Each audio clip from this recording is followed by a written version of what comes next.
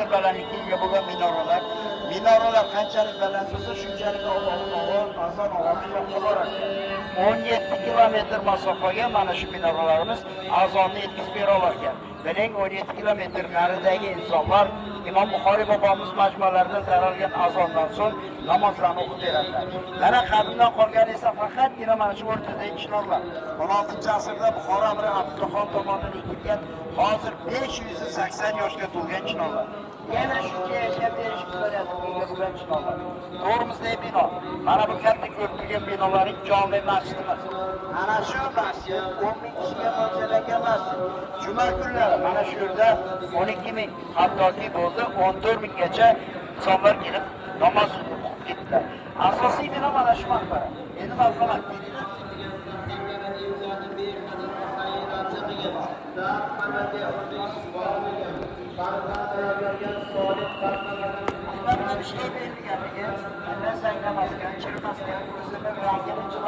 yo'qotmasgan.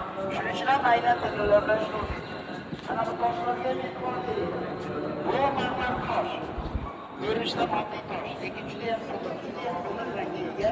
Shuning uchun maxsus Gretsiya davlatidan Imom Buxoriy bobomiz majmualari uchun olib kelingan. O'rtada qabr tosh. Bu ramziy haqiqiy qabrlari mana shu maqbarani teydi. Narigi tomonda eshiklar bor, o'sha eshikdan kiriladi. Imom Buxoriy bobomizning qabrlari 9-asrdan buyon xalqimiz qo'ying, barcha mo'min musulmonlarning xizmatida. Endi o'zingizga quloq solinglar. Biz uchun, barcha mo'min musulmonlar uchun eng muqaddas tushuncha bu Allohning kalomi Qur'on. Qur'onda nima yozilgan bo'lsa, o'shanga amal qilamiz, itoat qilamiz, ibodat qilamiz. Qur'on Allohning so'zlari. Hadis payg'ambarimiz Muhammad sallallohu alayhi vasallamning aytgan so'zi qilgan ishi amali dedi. Hadisdan to'plab kitob qilib bergan zot Imom Buxoriy bobomiz mana shu yerda. To'liq ismlari Abu Abdulloh Muhammad ibn Ismoil, Imom al-Buxoriy shuning taxalluslari. Yaxshi bilasizlar, bizning ota-bobolarimiz o'zlari tug'ilgan joylaridan taxallus olganlar. Al-Xorazmiy, Al-Farg'oniy, Al-Buxoriy, ya'ni Buxorolik. Bobomiz 810-yilda Buxoroda tug'ilgan. Musibatni qarang, bu kishi 2 yoshga yetganlarda o'zlariga shikast yetib qoladi. Ko'r bo'lib qoladi, yorug' dunyoni ko'rmay qoladi. Onalari juda ham xudojo'y, taqvodor, duolari ijobat bo'ladigan inson bo'lar ekan, kechayi kunduz mana shu farzandlarga duo qilar ekan, iltijo qilar ekan. Ana shu duo iltijolari 2 yilga cho'zilgan. Lekin onaxonimiz iltijolarni to'xtatmaganlar. Oradan 2 yil o'tib, iltijo qila charchab, joy namoz ustida o'tirgan holda xulos bo'lar ekan. Shunda tushlariga Ibrohim alayhisalom kirar ekan, aytar ekan: "Ey onaxon, seni oxun nolalaring, qilgan zorlaring Allohga yetib bordi.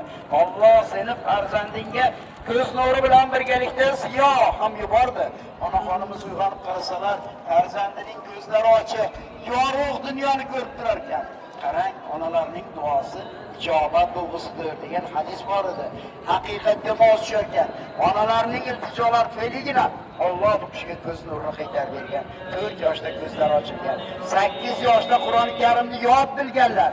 Bu ana shu 2 yillik ko'lik evaziga Allohning bergan inoyati. Inoyatning mohiyati kuchli xotira, o'tkir aql, zakovat, sehrlari shunchalik o'tkir bo'lar ekan, har qanday kitobni bir o'qishda yod bilar ekan. Bironta so'ziga, bironta harfiga adashmaganlar. Ana shu tariqa 16 yoshga to'ladilar. Ilm borasida barcha ustozlardan o'zib ketar ekan. Shunda ustozlar chaqirishar ekan, aytishar ekan: "Senga beradigan ilmimiz qolmadi. Hammasini bizdan da ziyoda o'rganib bo'ldik. Endi dunyodagi boshqa ilmlarni o'rgangin.